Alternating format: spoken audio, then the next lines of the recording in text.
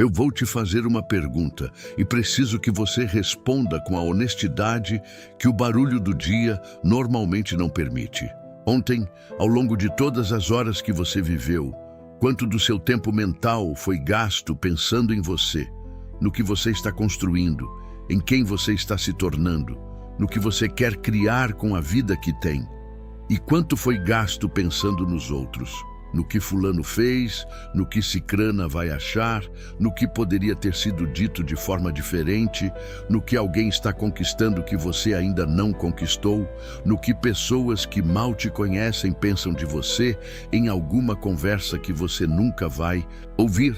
Se você for completamente honesto com essa conta, o resultado vai ser perturbador.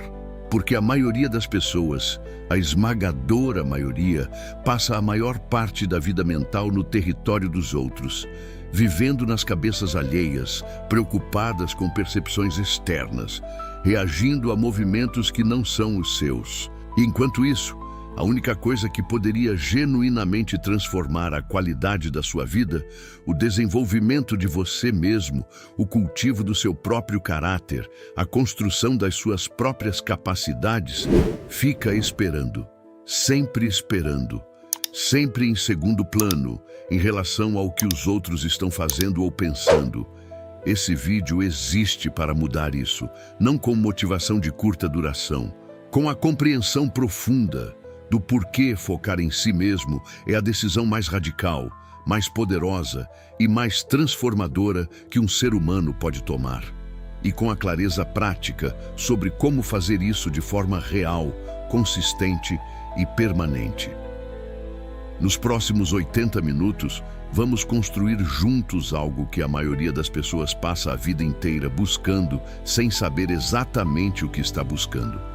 A capacidade de ser genuinamente o protagonista da própria vida. Fica comigo até o final, porque essa conversa pode mudar como você vive a partir de hoje. Antes de começar, vai nos comentários agora e escreve uma resposta honesta para essa pergunta.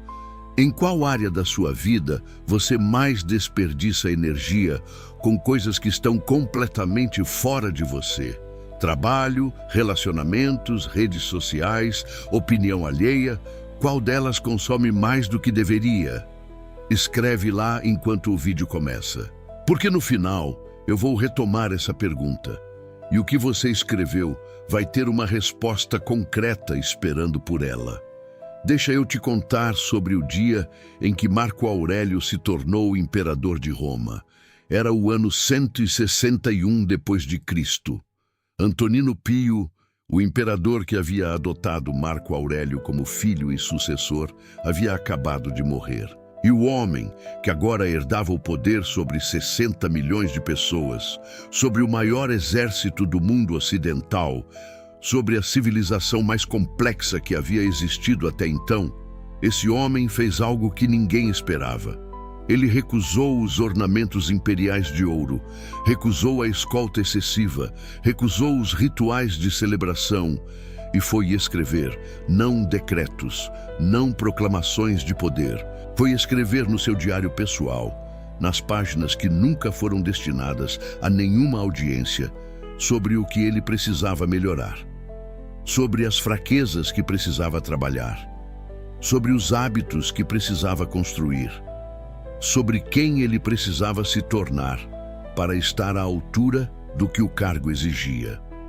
O homem mais poderoso do mundo, no dia em que assumiu o maior poder que existia, escolheu focar não nos outros, não no território que havia herdado, não na impressão que causaria.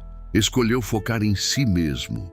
E essa escolha, tomada no momento em que qualquer outro teria sido completamente absorvido pelo externo, é o que fez de Marco Aurélio o que ele foi. Não o poder, não as circunstâncias. A decisão de que o único território que realmente merecia sua atenção primeira era o território interno. Isso é o que vamos entender hoje. A primeira e mais fundamental coisa que precisa ser entendida antes de qualquer outra é o que significa realmente focar em si mesmo. Porque existe uma confusão enorme sobre isso, e essa confusão é o que faz com que muitas pessoas ou nunca comecem essa prática, ou a abandonem rapidamente porque estão fazendo errado. Focar em si mesmo não é egoísmo, não é indiferença às pessoas ao redor. Não é construir uma bolha de isolamento onde o mundo externo não pode entrar. Não é arrogância de quem acha que é mais importante do que os outros. Sêneca foi absolutamente explícito sobre isso numa das suas cartas mais conhecidas.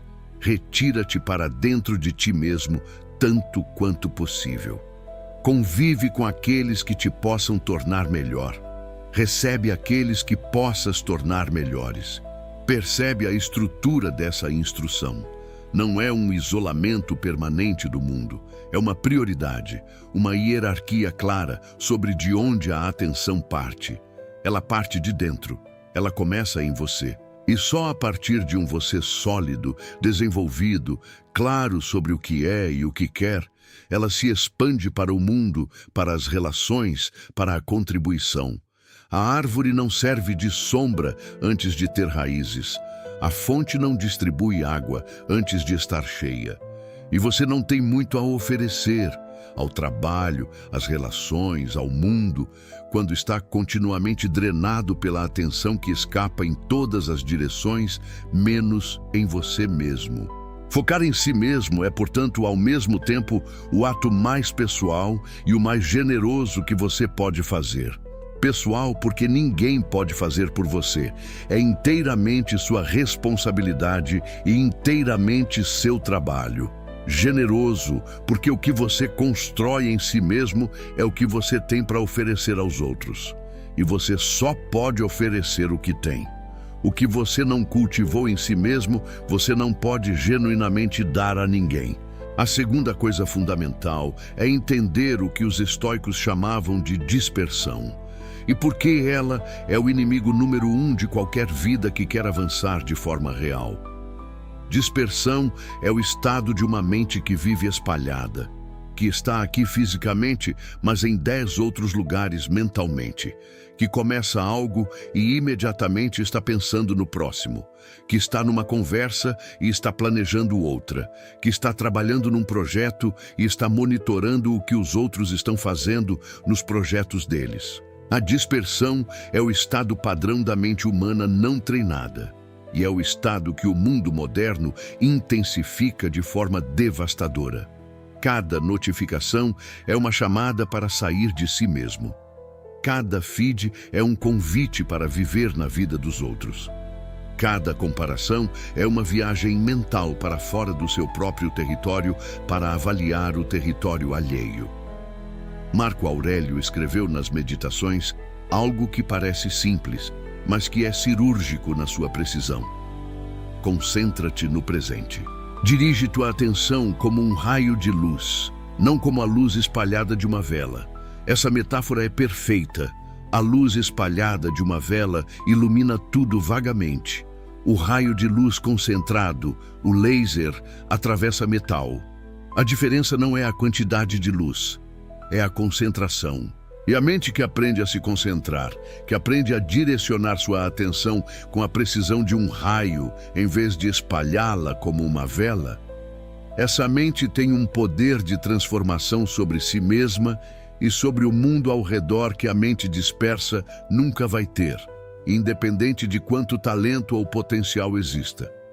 O talento disperso produz muito menos do que o talento focado. A inteligência dispersa produz muito menos do que a inteligência concentrada. E a melhor versão de você, dispersa em 1000 direções, produz uma vida muito mais pobre do que uma versão menor de você, concentrada no que realmente importa. Essa é a matemática da atenção, e é por isso que focar em si mesmo não é uma questão de egoísmo, é uma questão de eficácia real na única vida que você tem. A terceira coisa fundamental é entender o que acontece na prática quando você para de gastar energia no externo e começa a concentrá-la em você mesmo.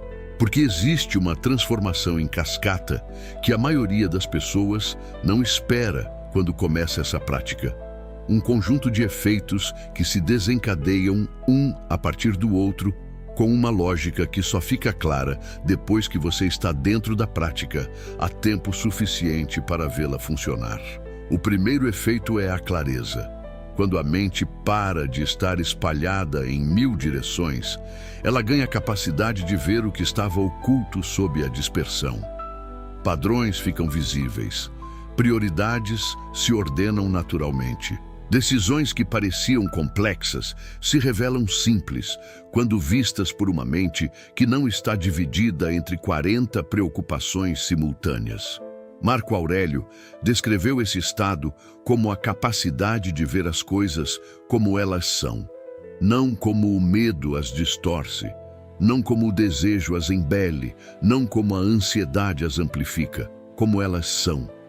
E essa visão clara, essa capacidade de ver a realidade sem a distorção da dispersão, é o fundamento de toda boa decisão que você já tomou ou vai tomar na vida. O segundo efeito é a energia. Quando você para de vazar energia em preocupações com o que está fora do seu controle, em monitoramento do que os outros estão fazendo, em gerenciamento da percepção que os outros têm de você, essa energia não desaparece. Ela fica disponível. E a diferença entre a quantidade de energia que você tem disponível quando está disperso e quando está concentrado é enorme, não pequena, não gradual, mas dramática e imediata.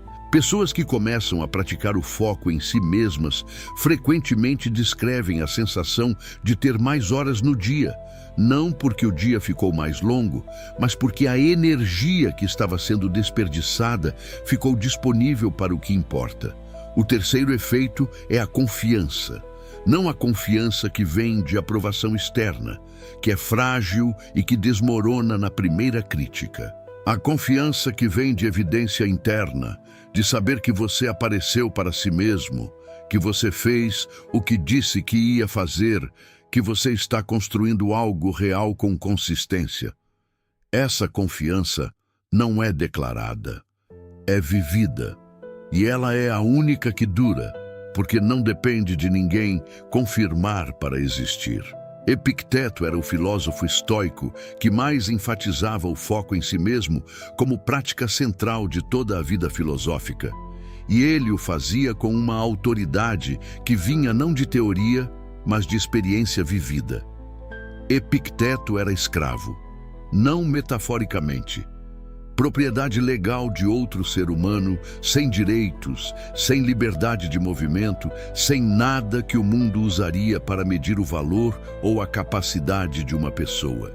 E mesmo assim, dentro dessas restrições absolutas, dentro de um contexto onde o controle externo era total, Epicteto construiu uma das filosofias mais poderosas e influentes da história humana. Como? Porque ele identificou algo que seu dono nunca poderia controlar. O que acontecia dentro de Epicteto, seus pensamentos, suas escolhas, seus valores, sua forma de interpretar o que acontecia com ele, seu caráter. E ao concentrar toda a sua atenção e todo o seu esforço nesse território que era inteiramente seu, enquanto praticava uma aceitação radical de tudo que estava fora desse território, ele se tornou mais livre do que qualquer homem livre que se desperdiçava em preocupações com o que não controlava. Epicteto ensinou uma distinção que é, ao mesmo tempo, a mais simples e a mais transformadora que a filosofia estoica oferece. Algumas coisas dependem de nós, outras não. E tudo que nos perturba, tudo que nos drena, tudo que nos impede de avançar, vem de confundir essas duas categorias. De gastar energia no que não depende de nós, como se dependesse. De ignorar o que depende de nós, como se não importasse. O foco em si mesmo, no sentido estoico, é exatamente a prática de desfazer essa confusão, de redirecionar consistentemente a atenção do que não depende de você para o que depende, de parar de tentar controlar o vento e aprender a ajustar as velas. Agora preciso falar sobre o maior obstáculo que existe para quem quer focar em si mesmo, e que raramente é nomeado com a precisão que merece. Não é a falta de tempo, não é a falta de disciplina, não é a falta de conhecimento sobre como fazer. O maior obstáculo é o desconforto de estar com você mesmo, porque quando você para de olhar para fora, quando você silencia os estímulos externos, quando você remove as distrações e fica só com o que está dentro, nem sempre o que você encontra é agradável. Às vezes, você encontra medos que a distração mantinha à distância, pensamentos que você sabia que estavam lá, mas que o movimento do dia impedia de ver claramente, aspectos de si mesmo que você preferiria não examinar, promessas que você fez a si mesmo e que não cumpriu, versões de você que sabia que poderia ser e que ainda não se tornou. Esse desconforto é real. E é por isso que a maioria das pessoas, mesmo querendo focar em si mesmas, vai buscar o celular, vai ligar o barulho de fundo, vai preencher o silêncio com qualquer coisa que impeça o encontro consigo mesmo. Porque o encontro consigo mesmo, quando você ficou um tempo sem fazer isso, pode ser desconfortável. Marco Aurélio escreveu sobre esse desconforto com uma honestidade que é rara mesmo nos textos filosóficos mais corajosos. Não vires os olhos para a maldade alheia quando podes olhar para a tua própria. Ele não estava se punindo, estava descrevendo a prática de olhar para dentro com a mesma coragem que seria necessária para olhar para fora com julgamento. E a boa notícia, a que os estoicos enfatizavam com consistência, é que esse desconforto diminui com a prática. Que quanto mais você se habitua a estar consigo mesmo, mais a companhia interna se torna boa. Mais você aprende a se tratar com a generosidade que reserva para os outros. Mais o silêncio interno passa de ameaçador para nutritivo. Esse processo de aprender a estar bem consigo mesmo é talvez a jornada mais importante que qualquer ser humano pode empreender. E ela começa com a decisão de não fugir. Se você está chegando até aqui e quer uma metodologia completa para aplicar esse foco em si mesmo de forma estruturada e sustentável, eu te convido a acessar o Manual do Estoicismo. O link está na descrição desse vídeo. Lá você encontra o passo a passo de como transformar esses princípios em hábitos reais que funcionam mesmo nos dias em que a dispersão parece inevitável. Vale muito a pena acessar depois desse vídeo. Vamos falar agora sobre o que os estoicos chamavam de território interior e sobre como cultivá-lo de forma concreta e verificável. O território interior não é uma metáfora vaga. É um conjunto específico de capacidades, valores e hábitos que constituem quem você realmente é quando ninguém está olhando, quando não há plateia, quando não há aprovação a buscar e não há julgamento a evitar. Os estoicos identificavam 4 dimensões fundamentais desse território, as 4 virtudes cardeais, e ensinavam que focar em si mesmo significa, na prática, cultivar essas 4 dimensões de forma consistente e deliberada. A primeira virtude é a sabedoria, a capacidade de ver as situações com clareza, de distinguir o que é real do que é distorção, de entender as causas e os efeitos sem a névoa da emoção não processada. Sabedoria não é conhecimento acumulado, é julgamento refinado. É a capacidade de olhar para uma situação complexa e enxergar o que realmente importa, o que é irrelevante e qual é a ação correta. Marco Aurélio praticava a sabedoria fazendo uma pergunta que parece simples, mas que tem uma profundidade enorme. Isso que estou considerando é verdadeiro, é necessário, é amável?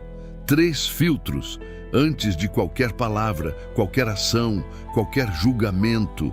A segunda virtude é a justiça, não no sentido legal, mas no sentido de agir corretamente nas relações com outras pessoas, de tratar os outros com o respeito e a consideração que merecem como seres humanos. de contribuir com o mundo ao redor de uma forma que deixa as coisas um pouco melhores do que estavam antes da sua passagem. Os estoicos entendiam que o ser humano é um ser social, que a vida boa não é a vida do eremita que se desenvolveu em isolamento, mas a vida de quem se desenvolveu completamente e usou esse desenvolvimento em serviço de algo maior do que si mesmo. A terceira virtude é a coragem. Não a coragem física de enfrentar perigos, mas a coragem moral de agir de acordo com seus valores, mesmo quando é difícil, mesmo quando não há recompensa imediata, mesmo quando ninguém vai notar ou aplaudir. A coragem de dizer o que é verdadeiro quando seria mais fácil concordar. A coragem de manter um compromisso quando seria mais conveniente abandonar. A coragem de ser quem você decidiu ser mesmo quando as circunstâncias empurram na direção oposta. A quarta virtude é a temperança, o equilíbrio, a moderação, a capacidade de não ser arrastado pelos extremos. Nem pela euforia que distorce o julgamento no excesso, nem pelo desânimo que paralisa no déficit. A temperança é o que permite que as outras três virtudes operem de forma consistente, porque sem equilíbrio, a sabedoria vira cinismo, a justiça vira rigidez e a coragem vira temeridade. Cultivar essas quatro virtudes de forma deliberada, cotidiana, sem audiência, é o que os estoicos chamavam de focar em si mesmo. Não uma prática de autocontemplação passiva, uma prática ativa de construção de caráter. Vamos falar agora sobre como o foco em si mesmo transforma as relações, porque é aqui que a maioria das pessoas tem a maior resistência a essa prática. A preocupação é: se eu focar em mim mesmo, vou me tornar indiferente às pessoas que amo? Vou me afastar das relações que importam? Vou parecer egoísta e frio? A resposta, e Marco Aurélio é a evidência mais poderosa disso, é completamente o oposto. Quando você cultiva seu próprio interior com seriedade e consistência, quando você trabalha suas emoções, seus padrões, suas reações, seus valores, você se torna uma pessoa melhor em relação, mais presente, mais paciente, mais capaz de ouvir sem imediatamente defender, mais capaz de discordar sem destruir, mais capaz de amar sem afogar. Marco Aurélio era descrito pelas pessoas ao redor como alguém de presença extraordinária, não porque tentava impressionar, mas porque estava genuinamente presente em cada interação, porque tinha cultivado o suficiente internamente que não precisava usar as relações para se preencher, para se validar, para se sentir suficiente. Ele chegava às relações já inteiro. E pessoas que chegam inteiras às relações oferecem algo completamente diferente do que pessoas que chegam às relações esperando que a outra pessoa complete o que falta. A diferença entre uma relação onde os dois chegam buscando e uma relação onde os dois chegam oferecendo é a diferença entre uma relação que drena e uma relação que eleva. E você só pode chegar oferecendo quando tem algo real para oferecer. E você só tem algo real para oferecer quando investiu em si mesmo o suficiente para ter construído capacidade, clareza e presença. Focar em si mesmo não afasta as pessoas que importam, atrai as pessoas certas. Porque o que você passa a projetar quando está genuinamente centrado em si mesmo é algo que as pessoas instintivamente reconhecem e buscam: solidez, presença, integridade que não depende de aprovação para existir. Clica em curtir esse vídeo agora, se ele está chegando num lugar real para você. Esse gesto simples ajuda esse canal a crescer e a continuar trazendo esse tipo de conteúdo toda semana. E se ainda não está inscrito, se inscreve agora. Toda semana tem um vídeo que vai continuar construindo essa versão mais sólida e mais centrada de você. Vamos falar agora sobre o que acontece com o trabalho e com os projetos quando você começa a focar em si mesmo de verdade.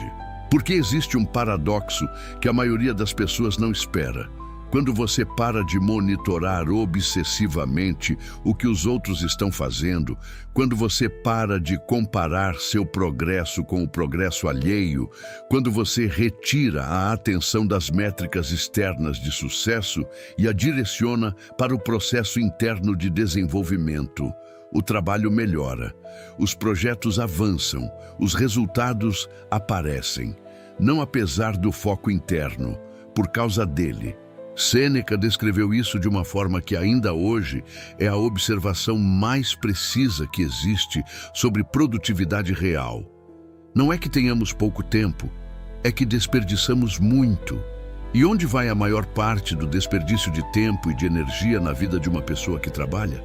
Não na preguiça, na dispersão, no monitoramento do que os outros estão fazendo, na comparação que paralisa em vez de inspirar, no gerenciamento da percepção externa em vez do desenvolvimento interno real. Quando você retira a atenção de tudo isso e a coloca no trabalho em si, na qualidade do que você está produzindo, no desenvolvimento das habilidades que o seu trabalho exige, no aprofundamento da sua compreensão do que você está construindo, algo muda. A qualidade aumenta, a velocidade aumenta, o engajamento com o que você está fazendo aumenta. Porque você não está mais dividido entre fazer e monitorar como você está sendo percebido enquanto faz. Você está apenas fazendo com toda a atenção, com toda a capacidade, com toda a inteligência que o projeto merece. Marco Aurélio governava um império de 60 milhões de pessoas. Tomava decisões que afetavam guerras, economias, vidas. E a qualidade dessas decisões, documentada nos textos históricos que sobreviveram, era consistentemente excepcional. Não porque ele era um gênio com capacidades sobre-humanas, porque ele estava completamente presente em cada decisão. Porque não estava dividido entre a decisão e o que os outros iam achar da decisão. Porque havia cultivado o suficiente internamente que o julgamento funcionava com clareza real, não distorcido por ego, por medo de julgamento, por necessidade de aprovação. Vamos falar agora sobre o tempo e sobre como o foco em si mesmo transforma a sua relação com o único recurso que nunca pode ser recuperado depois de gasto. O tempo é o recurso mais democraticamente distribuído que existe. Todo mundo tem 24 horas por dia. O imperador mais poderoso da história e o mais humilde dos seus súditos tinham o mesmo número de horas. A diferença entre eles não estava na quantidade, estava no que faziam com a quantidade que tinham. Sêneca escreveu sobre o tempo com uma urgência e uma seriedade que ainda hoje, 2000 anos depois, soa como uma campanha urgente de alerta para uma geração que desperdiça a atenção em escala industrial. Dum differtur vita transcurrit. Enquanto adiamos, a vida passa. Ele não estava falando de procrastinação no sentido moderno, de adiar tarefas do trabalho. Estava falando de adiar a vida em si, de adiar o desenvolvimento real, de adiar a construção de si mesmo para depois de resolver o que está pendente, depois de as circunstâncias melhorarem, depois de ter mais tempo livre, depois de o mundo ao redor parar de fazer demandas. E o problema é que esse depois nunca chega. Porque as circunstâncias nunca estão perfeitas. Porque o mundo sempre vai fazer demandas. Porque o tempo livre que você está esperando não aparece, ele é criado, deliberadamente, com escolhas específicas sobre o que vai receber atenção e o que vai ser recusado.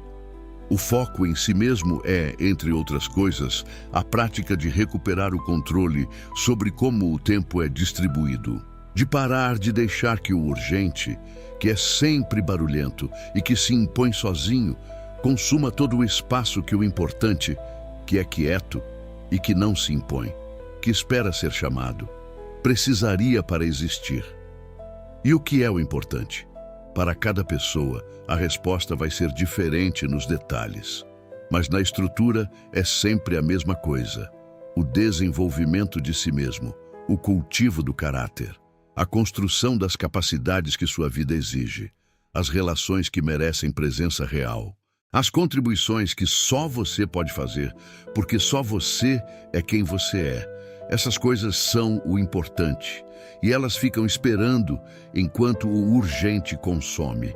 Vamos falar sobre a comparação, porque é impossível falar sobre foco em si mesmo sem falar sobre o mecanismo que mais sistematicamente sabota esse foco na vida moderna. A comparação com outras pessoas é o maior ladrão de foco que existe. E nunca foi tão poderosa quanto agora, numa era em que você tem acesso contínuo e em tempo real às versões mais editadas e mais favoráveis das vidas de milhares de pessoas. Você compara o seu processo com o resultado dos outros. Compara o que está vivendo por dentro com o que eles mostram por fora. Compara o seu capítulo 3 com o capítulo 20 deles. E essa comparação, que é fundamentalmente desonesta, porque compara coisas que não são comparáveis, produz invariavelmente a mesma conclusão. Você é insuficiente. Não porque você é, mas porque a comparação é desonesta. Epicteto foi direto sobre isso de uma forma que ainda hoje é absolutamente válida. Se você quer progredir, abandone considerações do tipo, ele é mais admirado do que eu, ou ele é mais poderoso, ou qualquer outra comparação desse tipo, porque essas considerações te tiram do único lugar onde o progresso acontece, dentro de você, e te colocam num lugar onde o progresso é impossível, na comparação com o externo. O antídoto estoico para a comparação não é fingir que os outros não existem. É redirecionar conscientemente a pergunta que você está fazendo. Em vez de perguntar como estou em relação aos outros, perguntar como estou em relação a quem eu era ontem.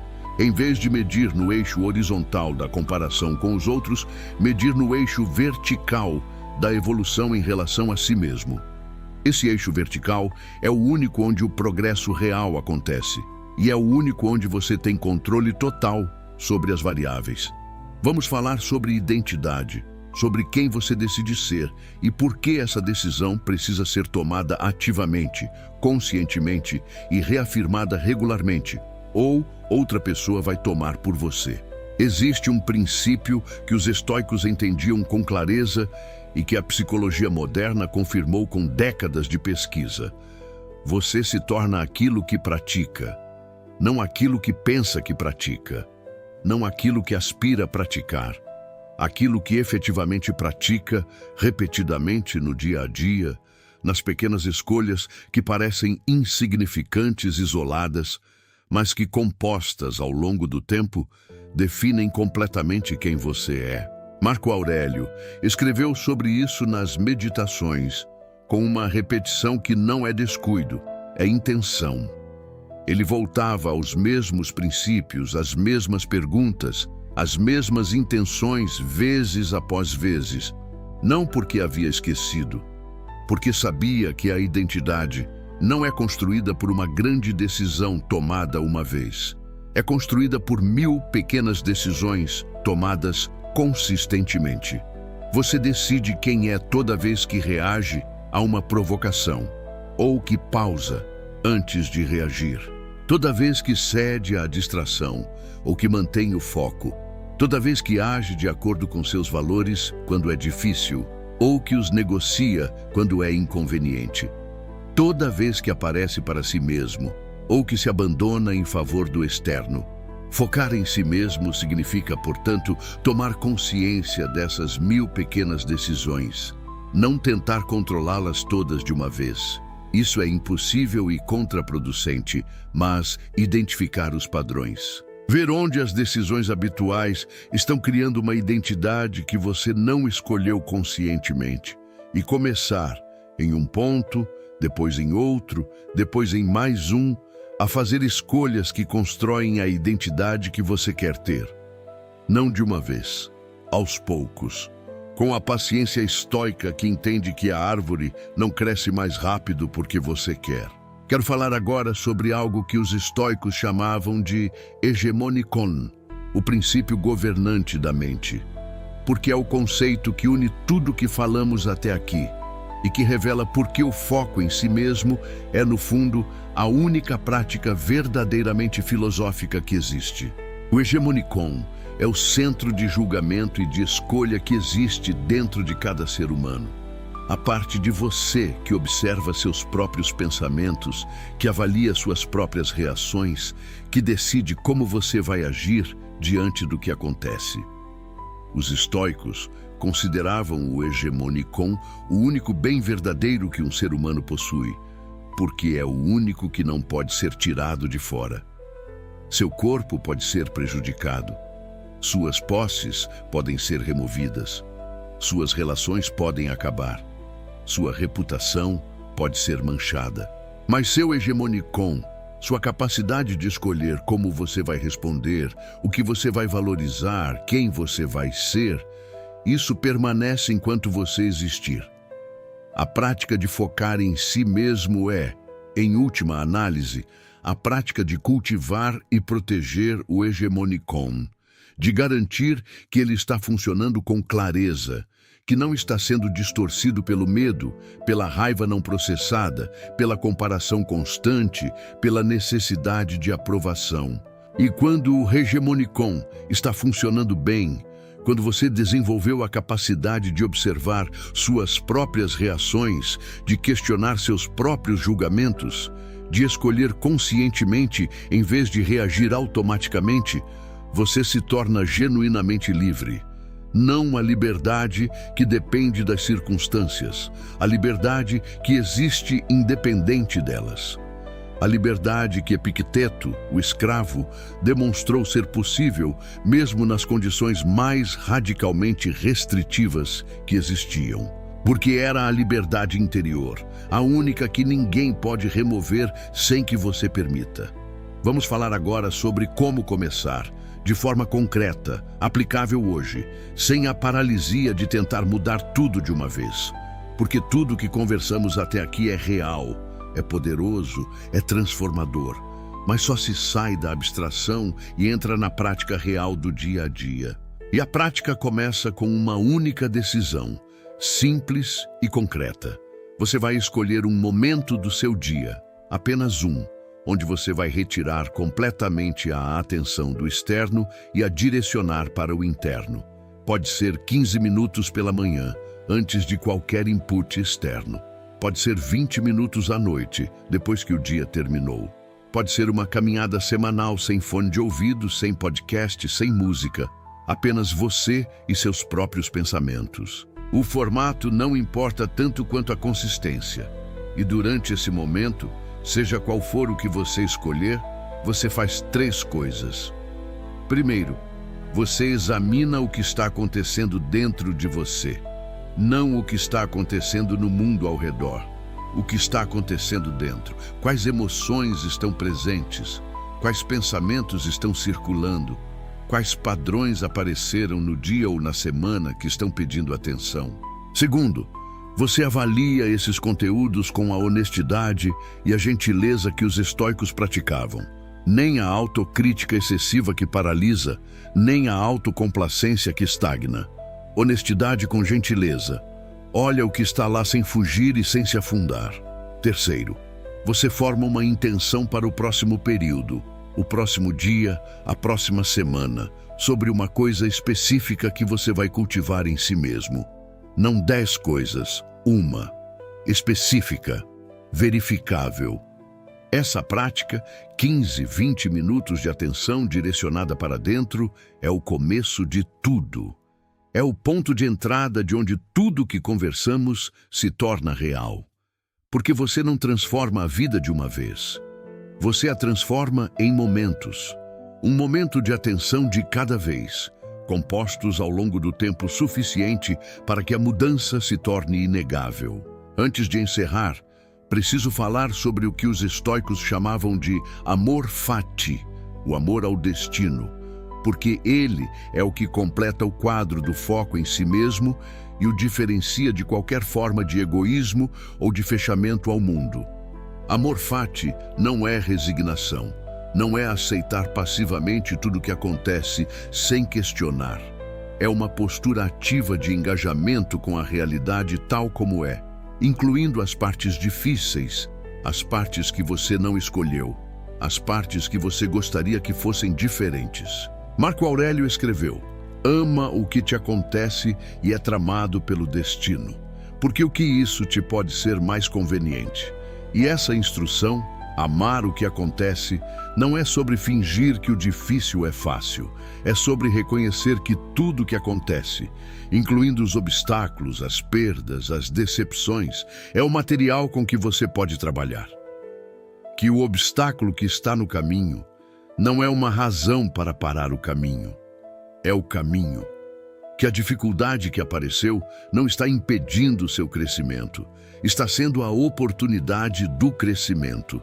E quando você olha para a sua vida dessa forma, quando você para de dividir o que acontece em bom e ruim, em favorável e desfavorável, e começa a ver tudo como material, o foco em si mesmo se aprofunda. Porque agora, até as circunstâncias difíceis se tornam parte do território interno. Parte do trabalho de se tornar quem você quer ser. Parte da prática. Chegamos ao final dessa conversa. E o que eu quero que você leve, mais do que qualquer conceito específico, mais do que qualquer técnica ou prática isolada, é a consciência de que a vida que você quer não está esperando que as circunstâncias mudem. Está esperando que você mude. Está esperando que você tome a decisão real, prática, diária, de colocar sua atenção onde ela pode produzir transformação real. Dentro de você, nos seus pensamentos, nas suas escolhas, no seu caráter, no cultivo das suas capacidades, na qualidade da sua presença em tudo que você faz. Isso não é egoísmo, é a decisão mais responsável que você pode tomar, porque é a única que garante que você terá algo real para oferecer ao mundo, às relações, ao trabalho, a tudo que você se importa. Vai lá nos comentários. Escreve qual área da sua vida você vai começar a focar em si mesmo primeiro. E o Manual do Estoicismo tem o passo a passo de como fazer isso de forma estruturada e sustentável. O link está na descrição. E antes de fechar, se esse vídeo chegou num lugar real, se você sente que essa conversa sobre focar em si mesmo abriu algo que ainda precisa de mais silêncio, mais quietude, mais espaço para pousar completamente, tem um vídeo aqui no canal que foi feito exatamente para esse momento, não para o barulho do dia, para a noite, para o silêncio antes de dormir, para o momento em que as defesas baixam e os ensinamentos mais profundos conseguem entrar. Ele se chama Ouça Isso Antes de Dormir, 12 ensinamentos estoicos para a noite. É o vídeo mais recente do canal. Está aqui. Assiste hoje à noite antes de dormir e deixa que essa conversa continue no silêncio que ela merece. Te vejo lá. Nosenum, expansão do roteiro.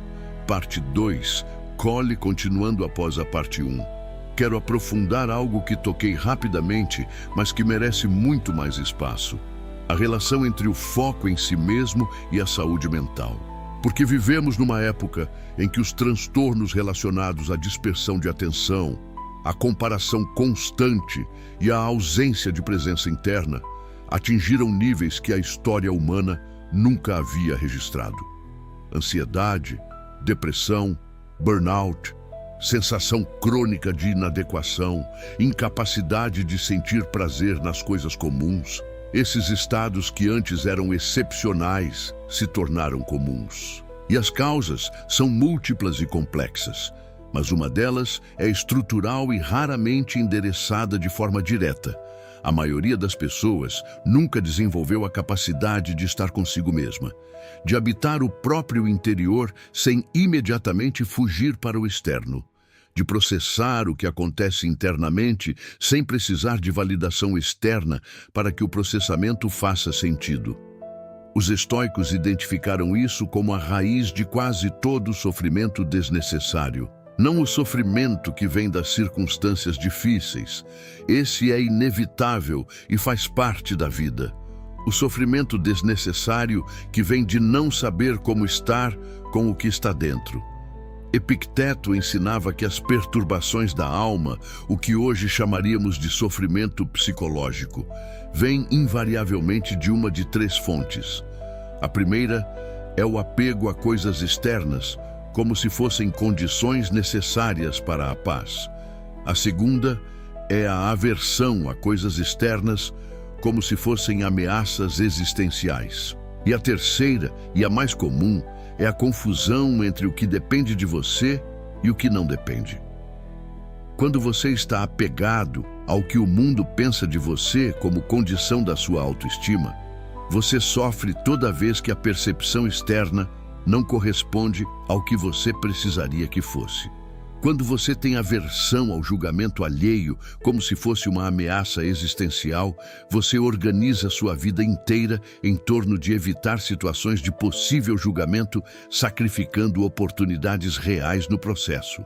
E quando você confunde o que depende de você com o que não depende, você gasta energia no incontrolável e negligencia o controlável, criando ao mesmo tempo impotência e exaustão.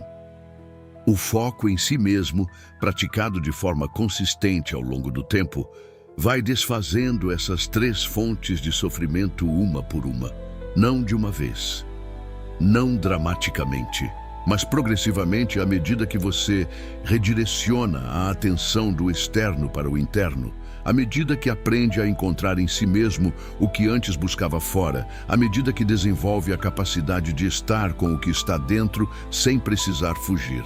Quero falar também sobre algo que raramente é discutido quando o assunto é foco em si mesmo, a dimensão do serviço. Existe uma tensão aparente entre focar em si mesmo e contribuir com algo maior do que si mesmo. E os estoicos resolveram essa tensão de uma forma que é ao mesmo tempo elegante e profundamente prática. Eles ensinavam que o ser humano tem duas naturezas que não são opostas, mas complementares. Uma natureza individual, que é desenvolvida através do foco em si mesmo, e uma natureza cósmica ou social, que é expressa através da contribuição e do serviço. E a relação entre as duas não é de oposição, é de sequência. Você cultiva o individual para poder expressar o social. Você desenvolve o interior para poder contribuir com o exterior. Marco Aurélio é o exemplo mais perfeito disso. Ele dedicou décadas ao desenvolvimento interno, ao estudo filosófico, à prática diária de reflexão, ao cultivo das 4 virtudes. E esse desenvolvimento interno foi o que permitiu que ele governasse com a sabedoria, a justiça, a coragem e a temperança que fizeram dele um dos melhores líderes que Roma já teve. Não apesar do foco interno, por causa dele. O serviço que você pode prestar ao mundo, na família, no trabalho, na comunidade, em qualquer esfera onde sua vida tem impacto, é diretamente proporcional ao desenvolvimento que você alcançou internamente. Não você tende a oferecer mais quando tem mais. Você genuinamente tem mais para oferecer quando cultivou mais. Essa é a lógica do foco em si mesmo como prática não egoísta, mas generosa. É o investimento que multiplica o retorno. Não para você sozinho, mas para tudo e todos que a sua vida alcança. Preciso falar agora sobre a paciência. Porque o foco em si mesmo produz resultados reais, mas raramente produz resultados imediatos. E numa cultura de gratificação imediata, de transformações expressas, de resultados em 90 dias, a paciência se tornou uma das virtudes mais escassas e mais necessárias.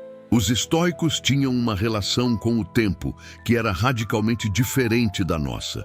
Eles entendiam que o crescimento real, o crescimento de caráter, que é o único crescimento que os estoicos consideravam genuinamente valioso, acontece em uma escala de tempo que a impaciência moderna raramente consegue sustentar. Marco Aurélio praticou filosofia estoica durante décadas antes de se tornar imperador. Não durante um mês de motivação intensa, décadas. Sêneca estudou e praticou filosofia ao longo de toda a sua vida adulta. não como projeto com prazo, mas como forma permanente de existir. Epicteto ensinava seus alunos com a expectativa de que eles precisariam de anos de prática antes de começar a sentir transformação real no caráter. Não semanas, anos. Esse horizonte de tempo, que parece impossível para quem está acostumado a buscar resultados imediatos, é, na verdade, o horizonte correto para o tipo de mudança que o foco em si mesmo produz. Porque o que muda não é apenas um comportamento, muda quem você é. E quem você é foi construído ao longo de anos. Mudar quem você é de forma real e permanente também requer anos. Não necessariamente anos sem nenhum resultado visível. Os primeiros resultados chegam em semanas ou meses.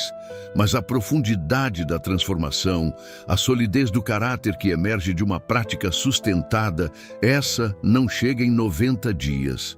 Chega ao longo de uma vida de prática honesta e consistente.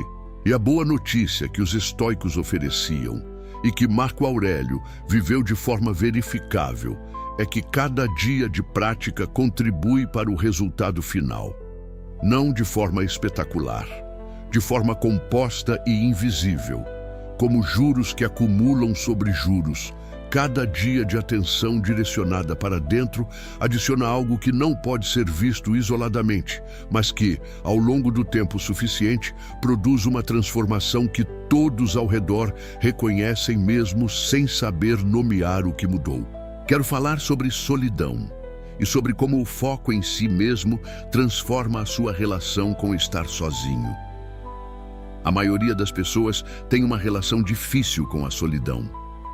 Não porque seja algo que procuram e não conseguem, mas porque quando a solidão aparece, quando não há companhia, quando não há estímulo externo, quando não há distração disponível, ela se torna desconfortável de uma forma que revela algo importante, que a companhia de si mesmo ainda não foi cultivada o suficiente para ser boa. Os estoicos ensinavam que a qualidade da sua relação com a solidão é um indicador direto do quanto você investiu em si mesmo. Marco Aurélio escreveu: "Retira-te para dentro de ti mesmo como para uma ilha. E quem conhece essa ilha, quem passou tempo lá, quem a explorou com honestidade, quem a cultivou com cuidado, essa pessoa encontra na solidão não um vazio a ser preenchido, mas um refúgio a ser habitado." Sêneca ia mais longe. Ele dizia que nenhuma companhia é tão boa quanto a sua própria quando ela foi cultivada. Que a pessoa que aprendeu a estar bem consigo mesma tem acesso a uma companhia que está sempre disponível, que nunca a decepciona, que nunca a abandona, porque é ela mesma. Essa relação com si mesmo, essa capacidade de ser boa companhia para si mesmo, é o resultado mais profundo e mais durável do foco em si mesmo praticado ao longo do tempo. E ela transforma completamente a relação com a solidão, de algo a ser evitado para algo a ser buscado, de vazio para espaço, de silêncio ameaçador para silêncio nutritivo. Quero terminar falando sobre legado, não no sentido grandioso de monumentos e de fama póstuma, mas no sentido genuinamente estoico de o que você deixa nas pessoas que passou pela sua vida. Os estoicos eram explícitos que a fama póstuma não tem valor, porque o morto não pode desfrutá-la. O que tem valor é o impacto real que você teve enquanto estava presente. E o maior impacto que você pode ter nas pessoas ao redor, maior do que qualquer conselho que você dê, qualquer recurso que você ofereça, qualquer palavra que você fale, é a qualidade de quem você é quando está com elas, a qualidade da sua presença, a solidez do seu caráter, a forma como você trata as pessoas que estão na periferia da situação, as que não têm poder, as que não podem te dar nada. A consistência entre o que você diz que valoriza e o que você demonstra valorizar nas suas escolhas cotidianas. Esse impacto silencioso e contínuo de uma vida vivida com integridade é o legado que os estoicos buscavam. E ele só é possível quando você investiu o suficiente em si mesmo para ter caráter real para expressar. Não caráter performático, que impressiona quando há audiência e some quando não há. Caráter real, que é o mesmo quando ninguém está vendo, quando não há recompensa, quando o único juiz é você mesmo. Esse caráter não se compra, não se declara, não se herda. Se constrói em silêncio, em consistência, em foco.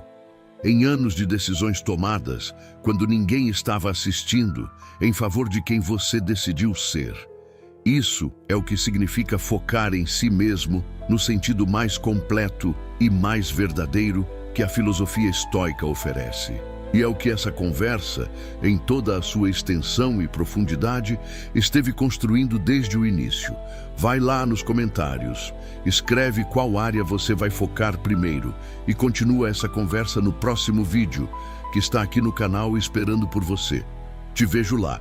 Quero voltar a algo que mencionei anteriormente, mas que merece uma exploração muito mais profunda. A questão da energia e de como ela se redistribui quando você foca em si mesmo. Existe um conceito na física que é útil aqui: o princípio da conservação de energia. Energia não é criada nem destruída, ela se transforma e se redistribui. E a energia mental e emocional funciona da mesma forma. A energia que você gasta em comparação não desaparece. Ela precisa ir para algum lugar. A energia que você gasta em preocupação com o incontrolável não se dissolve. Ela consome recursos que depois não estão disponíveis para outra coisa. E quando você redireciona essas correntes de energia, quando você para de alimentar os sumidouros da comparação, do julgamento externo, da preocupação com o que não controla, essa energia não some. Ela fica disponível.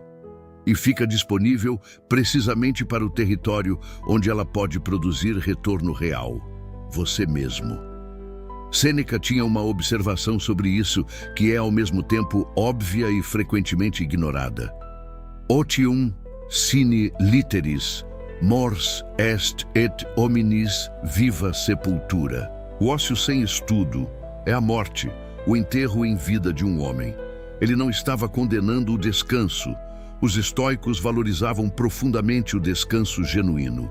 Estava condenando o vazio mental não direcionado, a energia que não vai para nenhum lugar produtivo, mas que tampouco descansa de verdade. Porque descanso real, o tipo que restaura e que permite que o esforço do dia seguinte seja possível, é diferente da dispersão que consome sem repor. Descanso real é presença em algo que alimenta. Dispersão é a ausência de si mesmo espalhada em múltiplas direções que não alimentam nenhuma. Quando você foca em si mesmo, você começa a distinguir entre as duas, a sentir a diferença entre o que drena e o que alimenta, entre o que consome a energia disponível sem produzir retorno e o que usa a energia de forma que ela multiplica. E essa distinção, desenvolvida com o tempo e com a prática, é o que permite que você comece a fazer escolhas muito mais deliberadas sobre o que recebe sua atenção. Não a partir de culpa ou de disciplina rígida. A partir do reconhecimento genuíno de que sua energia é um recurso precioso e de que você é o único que pode decidir como ela é distribuída. Quero falar também sobre o medo, especificamente sobre o medo de falhar e sobre como o foco em si mesmo transforma a relação com esse medo. O medo de falhar é um dos mecanismos mais eficazes que existem para manter as pessoas na dispersão e fora de si mesmas. Porque quando você está genuinamente focado em si mesmo, quando você está realmente investindo em crescer, em tentar coisas novas, em expandir suas capacidades, você inevitavelmente vai falhar em algum momento. É impossível crescer sem errar. É impossível expandir sem ultrapassar, às vezes, os limites do que você já sabe fazer. E para quem está preocupado com a percepção externa, com o que os outros vão pensar do fracasso, esse risco é inaceitável. Então, ele nunca tenta. Permanece no território conhecido. Mantém a dispersão como modo de vida, porque a dispersão, pelo menos, não produz fracasso visível. Epicteto abordou isso de uma forma que é ainda hoje a observação mais liberadora que existe sobre falhar. Não é a falha que te prejudica, é o julgamento que você faz sobre a falha. A falha em si é um dado neutro, informação sobre o que não funcionou e sobre o que precisa mudar. O sofrimento que a falha produz vem exclusivamente da interpretação que você escolhe fazer dela. E quando você está genuinamente focado em si mesmo, quando você cultivou o suficiente internamente para que sua autoestima não dependa do resultado de cada tentativa, a falha perde o poder de paralisar. Ela se torna o que os estoicos entendiam que era: um professor, um dado, uma oportunidade de calibrar e tentar de novo com mais informação. Marco Aurélio foi um imperador que tomou decisões erradas, que perdeu batalhas, que teve filhos que decepcionaram, que viu suas melhores intenções produzir resultados inesperados. E em cada caso, o que as meditações revelam não é colapso ou desespero. É exame honesto do que aconteceu, extração do aprendizado disponível e retorno ao trabalho de ser quem ele havia decidido ser. Não porque não sentiu o peso das falhas, porque havia cultivado o suficiente internamente para que esse peso não o definisse. Quero falar sobre consistência, porque é a variável que mais distingue as pessoas que genuinamente transformam suas vidas daquelas que tentam e não sustentam. Consistência não é o mesmo que perfeição. Perfeição é impossível e sua busca é paralisante. Consistência é a capacidade de aparecer regularmente, sem exceções baseadas em humor, sem negociações internas sobre se vai ou não vai, para a prática que você se comprometeu a fazer. Os estoicos não eram perfeitos. Marco Aurélio não era perfeito. As meditações estão cheias de evidências de que ele errava, que fraquejava, que precisava se lembrar constantemente dos princípios que havia adotado. Mas ele era consistente. Aparecia para a prática da escrita e da reflexão todos os dias. Não quando estava motivado. Todos os dias. E essa consistência, essa aparição diária para o trabalho de se tornar quem havia decidido ser, foi o que produziu, ao longo de décadas, um caráter que ainda hoje serve de referência. A consistência tem um efeito composto que a intensidade não tem. Você pode ter uma semana de foco intensíssimo e depois 3 semanas de dispersão total. E ao final do mês, o resultado vai ser menor do que o de alguém que manteve um foco modesto, mas completamente consistente durante as 4 semanas. Porque a consistência constrói não apenas hábito, constrói identidade. Cada vez que você aparece para si mesmo, cada vez que você cumpre o compromisso que fez internamente, sem que ninguém saiba, sem que haja recompensa imediata, você está enviando uma mensagem ao seu próprio sistema nervoso. Eu sou alguém que aparece. E esse tipo de identidade, a identidade de quem aparece, é o que sustenta a prática nos dias difíceis. Porque nos dias difíceis, quando a motivação foi embora e as circunstâncias estão difíceis e tudo dentro de você quer parar, o que te faz continuar não é motivação, é a identidade. É saber que você é alguém que aparece. E que parar seria uma contradição com quem você é, não apenas com o que você planeja fazer. Quero encerrar com algo que Epicteto disse numa das suas aulas e que ficou registrado pelo seu aluno Arriano nos Discursos. Um texto menos famoso do que as Meditações de Marco Aurélio, mas igualmente poderoso.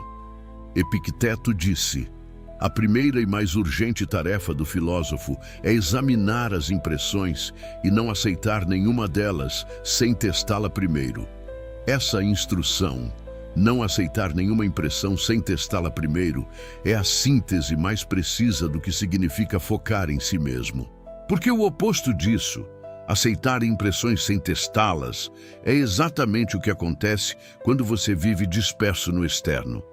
Você aceita a impressão de que você não é suficiente porque o feed te mostrou alguém com mais sucesso. Você aceita a impressão de que está fracassando porque um resultado não veio no tempo que você esperava. Você aceita a impressão de que as pessoas te julgam negativamente porque interpretou uma expressão facial de uma forma específica. Você aceita a impressão de que sua vida está estagnada porque comparou onde está com onde imaginava que estaria a essa altura. Todas essas impressões chegaram de fora e foram aceitas sem teste, sem a pergunta: isso é verdadeiro? Isso é baseado em evidência real? Isso é o que a situação é? Ou é o que meu estado emocional está fazendo com a situação?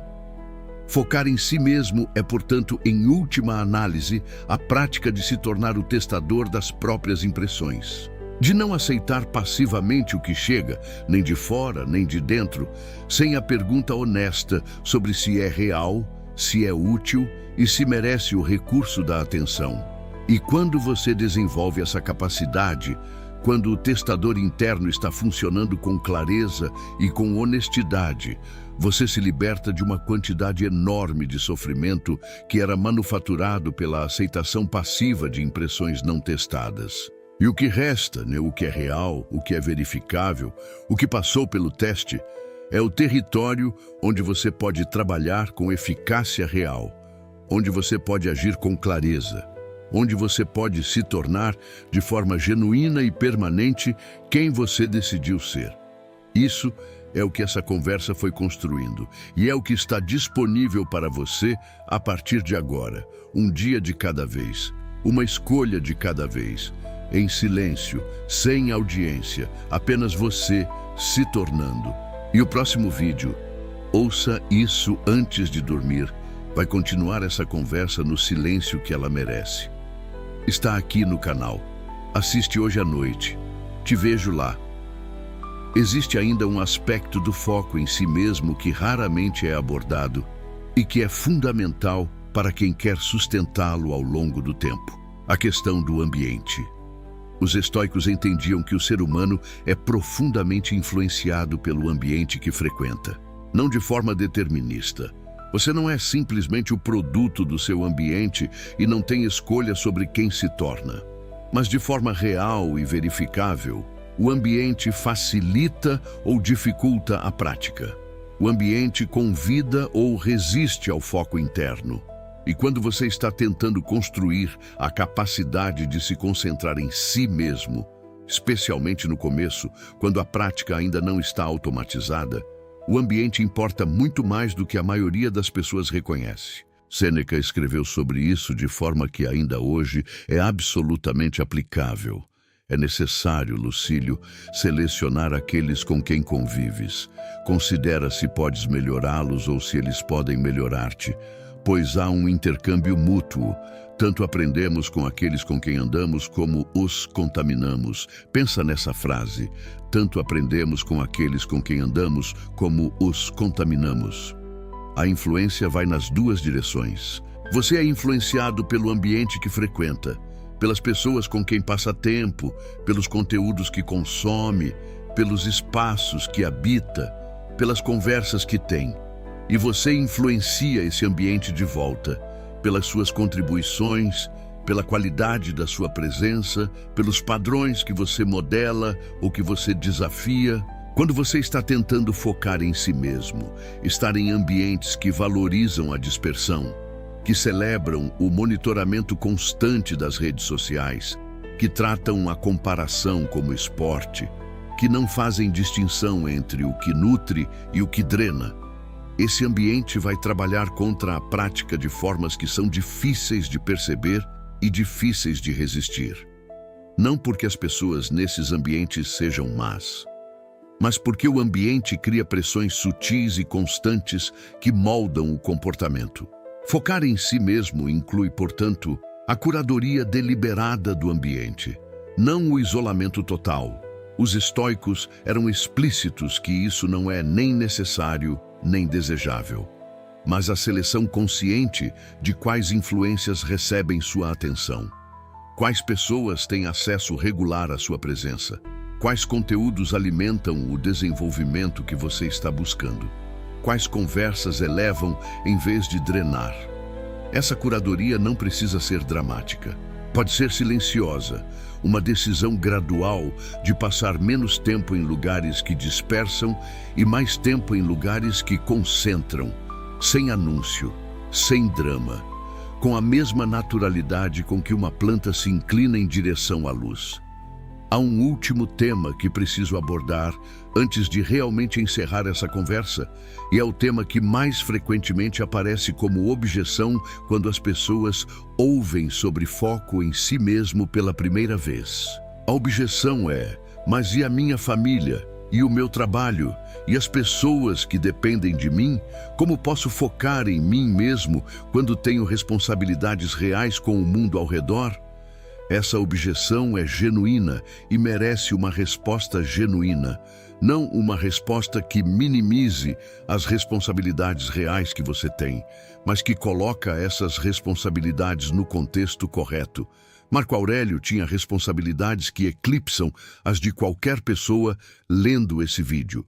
60 milhões de pessoas dependiam das suas decisões. Guerras dependiam do seu julgamento.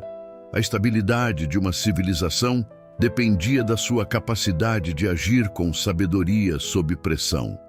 E ele encontrou tempo, não tempo sobrando, tempo que ele criou deliberadamente para a prática filosófica diária que mantinha o julgamento claro, porque ele entendia, de forma visceral, não apenas teórica, que as responsabilidades que tinha com o mundo dependiam da qualidade de quem ele era. Que ele não podia governar bem a partir de uma mente não trabalhada, que não podia ser justo se não havia cultivado a justiça em si mesmo, que não podia ter coragem se não havia desenvolvido o caráter que a coragem exige.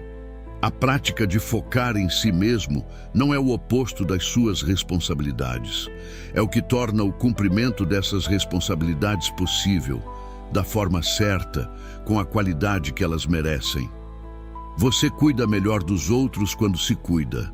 Você trabalha melhor quando trabalha a si mesmo. Você contribui mais ao mundo quando investe em quem você é.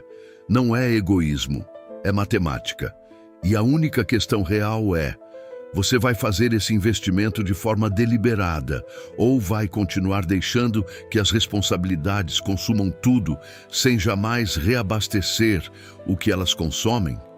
Marco Aurélio escolheu fazer o investimento e por isso pôde dar ao mundo por décadas o que o mundo precisava dele. Não porque foi fácil, porque foi deliberado. Existe uma última distinção que quero deixar contigo. Uma distinção que Marco Aurélio fazia nas meditações e que é ao mesmo tempo a mais simples e a mais difícil de viver. Ele distinguia entre o que ele chamava de viver e simplesmente existir. Existir é atravessar os dias, acordar, reagir ao que vem, consumir o que está disponível, adiar o que é importante, dormir e repetir. A maioria das pessoas existe. Viver no sentido estoico é algo radicalmente diferente. É acordar com intenção. É direcionar a atenção com consciência. É fazer escolhas que refletem quem você decidiu ser. Não apenas quem as circunstâncias estão te fazendo ser. É aparecer para si mesmo, todos os dias, em silêncio, sem plateia, com o mesmo comprometimento com que você aparece para o mundo. Focar em si mesmo é, no sentido mais profundo, a prática de passar de existir para viver, de atravessar para habitar, de reagir para escolher. E essa passagem, que não acontece de uma vez, que não tem um momento dramático de virada, que acontece em 1000 escolhas silenciosas compostas ao longo do tempo, é a transformação mais real e mais durável que um ser humano pode fazer. Não é visível de fora quando está acontecendo, é visível de dentro imediatamente. E depois de tempo suficiente, torna-se visível de fora também. Não porque você anunciou, mas porque quem você se tornou não precisa de anúncio. Os resultados falam, o caráter fala, a qualidade da presença fala. E essa qualidade de uma vida genuinamente vivida, de um caráter genuinamente construído, de uma versão de si mesmo genuinamente habitada, é o que fica. É o legado real. É o que a filosofia estoica, em toda a sua extensão e profundidade, estava tentando produzir em cada pessoa que encontrava. Não seguidores de uma doutrina. Pessoas que vivem, de verdade, completamente, sem desculpas e sem desperdício, a única vida que tem. Esse é o convite que essa conversa fez, e a resposta está completamente nas suas mãos. Vai lá nos comentários, escreve o que mudou para você hoje e assiste o próximo vídeo. Ouça isso antes de dormir.